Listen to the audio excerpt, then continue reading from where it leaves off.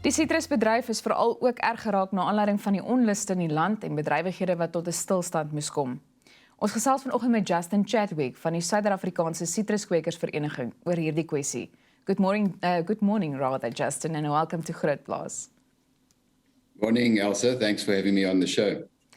Justin, the current state of affairs regarding the overall citrus industry, what would you point out at this stage? Yeah, I think the first thing to understand is that most of our citrus, very little is grown in KZN. So in terms of production, very little impact from the unrest on production and on packing. The real problem is around the logistics. As I think everybody's aware, the N3 was closed for a protracted period of time. And as a result, there was a lot of fruit already on the road, a lot of trucks already staged along the freeway before Harry Smith and further north.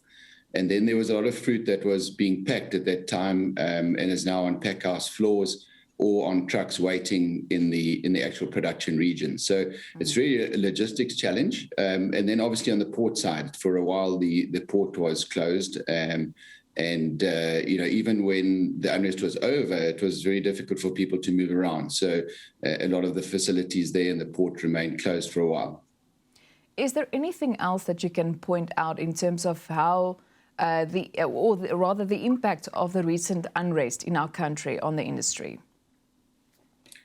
Yeah, so in terms of the inputs, there are concerns around the availability of diesel up north. As far as we know, the diesel pipeline hasn't been affected at all, but the refinery did close for a while. But I drove along the N3 on Saturday, and there were a lot of diesel and petrol tankers heading north. So we hope that that'll be short-lived. There also were concerns around paper and board for the cartons. Some of the factories, paper factories are along the north coast, and that was quite severely affected. So there were concerns around perhaps carton availability, but that also seems to be under control at the moment. And then we all know that one of the chemical warehouses was burnt to the ground, and that supplied a lot of agricultural chemicals. So we'll need to assess exactly what chemicals were impacted from that, because our growers start to prepare the 2022 season, and for that we'll need those inputs. And how long will it take for the citrus industry to recover after this? Also, it's amazing how resilient and resourceful South Africans are.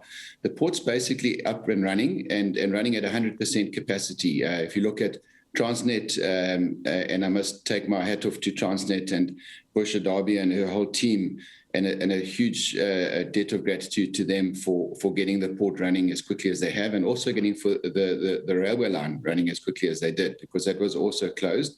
And we had one train set held up at Dangskraal on its way down to Durban. So the port's running again, the cold stores are running 24 hours. All of the facilities in the port are running 24 hours. The only issue we have and the only bottleneck we have is the harbour hauliers. In other words, the people that take the containers around the port precinct. They're very concerned about safety. Although the army has been deployed in many areas, we still see in the Durban South precinct that there's not a lot of security personnel around there. And so we really need to step that up a little bit and get more security there so people feel safe. We also need a bit more security around the Hammersdale Cater Ridge area. We have some cold stores there. They're all intact, but they do come under threat. And, although it's quiet, it's still volatile, and we just need not to drop our guard. And then on the N3, we just need to continue, actually N3 and the N2, continue our vigilance on both those arterial roads. And a plea perhaps to government is just to open the Moira toll and let the traffic flow. That was, in fact, where all of this ignited. And really, if the vehicles have to stop there, they become sitting ducks. So if we can do that, then it'll help. What are some of the main challenges before this can happen? I think the main challenges obviously are out of our hands. If you're talking about the security and safety, I think That's really the big issue at the moment for us. I heard on the news, the other agriculture sectors, I think, are much more impacted, those that have been burnt and looted and their facilities disrupted, etc. We're very fortunate in that basically everything's good to go and the fruit's on its way down to Durban. We did make a plea to growers just to hold back a little bit on harvesting and packing because this fruit is all arriving in the port now. All the trucks that were staged, and let's say there were 200 or 300 trucks staged between Limpopo and Durban. Those trucks are all arriving in Durban now to pretty full cold stores. So we need to clear those cold stores. There are a lot of vessels offshore here in Durban that still need to come in, offload, load up again. So the plug points, etc., are pretty full here. So we don't need to send in a whole lot of trucks and gridlock Durban and add to the problem. So we've asked growers and truckers from the north just to find out from their service providers in Durban, their facilities in Durban, to make sure that there's space for their fruit before it comes down and adds to the problem. But we don't see that being an issue for too long. Even in the next 3 days or so, it'll be sorted out. And very fortunately, the weather's very cold at the moment. Here in Durban, when it goes below 20, we all bring out our jerseys, and it's 4 degrees this morning. And we understand it's very cold up in Limpopo. So that's, all that fruit that's palletized will keep well as a result, and which we're very thankful about. We'll get back, the logistics chain will get back to normal very quickly. Justin, we'll continue with this discussion in a while. So jy kan gerus ingeskakel bly vir die res van hierdie gesprek net hierna. Ons gesels nou verder met Justin Chadwick van die Suid-Afrikaanse sitrus-kwekersvereniging oor die onlangse onluste en die impak daarvan op die sitrusbedryf. Justin, how would you describe the industry's contribution to the agricultural sector in general?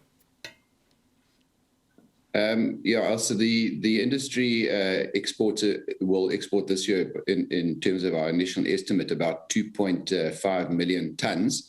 That brings in revenue of about 25 billion in total from exports and local market and processing, although 90% of that is earned from exports. So we're a very export-driven industry.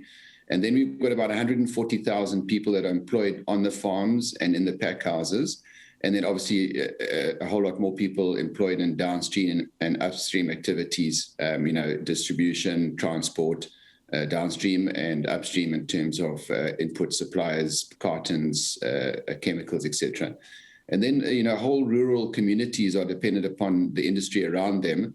So if you take little places like Kirkwood, Citrusdal, Patensi, etc., the whole community there is dependent upon the citrus industry around them, the lawyers, the doctors, the restaurants, the stores, etc. So it's a huge contributor to rural development and to the economy as a whole. And how does the local citrus industry compare to other countries or the rest of the world at this stage? The South African citrus industry is the second biggest exporter in the world. So the first biggest is Spain, and they're in the northern hemisphere. So the good thing about citrus is that it's seasonal, so it doesn't keep, and therefore one season doesn't affect the other. Yeah, so it's number 2 in the world. It's the biggest in the southern hemisphere by a long way. In terms of the southern hemisphere, it's the only exporter of grapefruit. And it's probably about 60% of lemons, about 70% of oranges, and the most competitive in terms of the southern hemisphere is in our soft citrus category, where we're probably about 20%. Is there anything else that we need to know at this stage regarding imports and exports? So we're about halfway through our season, and it's been going well until now. We're just starting up on our Valencias, so we almost finished our grapefruit. So I'm just going to hold up a grapefruit. If you haven't got your grapefruit now and you're not going to have it for breakfast, you better get them. And we're probably about either 2/3 or 3/4 of our way through our lemons, soft citrus, and navels. So we're really getting into the Valencias now, which is the bulk of our fruit. We hope that now that this is over, we can get the chain going again. And the other factor is it just it's really important The fact that we have got such a wide geographic spread of production of our citrus, and that although this impacts on what we call the northern corridor coming through Durban Port, we've got the Eastern Cape port still operating efficiently, and we've got the whole Western Cape logistics infrastructure operating efficiently. So we can still produce and service our markets. Any other challenges in terms of the citrus industry at the moment? So apart from the logistics challenge which we've described, the other is really to find markets to absorb our growth in the industry. We see phenomenal growth. We have seen phenomenal growth, and we see phenomenal growth over the next 5 years at least. And all of that fruit needs to find a home. A lot of that fruit is lemons, and a lot of that fruit is soft citrus. So working with the Department of Agriculture, we actively trying to gain new markets, optimize our present market access. And, there have been some achievements over the last year, but we really need to be more agile, more aggressive, and more assertive in opening up new markets. Are there any opportunities regarding the industry in the future? So the biggest one is in terms of the Chinese lemon protocol, which was signed a few weeks ago by Minister Didiza, but we're still waiting for the Chinese minister to sign it, and we actively following up on that, because from the lemon point of view, China shows a lot of promise. And the others, the USA, specifically for late mandarins, which is where a lot of our growth is.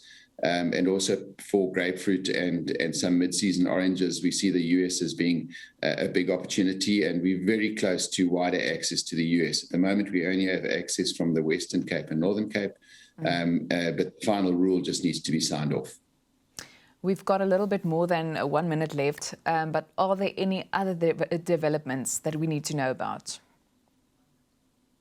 Also, perhaps living in KZN, just to give a bit of a scope of what's happening here. I don't think the TV images reflect the emotional side of things, and people are living with a lot of fear here, a lot of concern, and I think that is reflected in what's going on at the port in terms of the people that are working there. There is still a lot of concerns about safety. Justin, thank you so much for joining us this morning. Thank you, Elsa. Dit was dan Justin Chadwick van die Suider-Afrikaanse Sitrus-kwekersvereniging.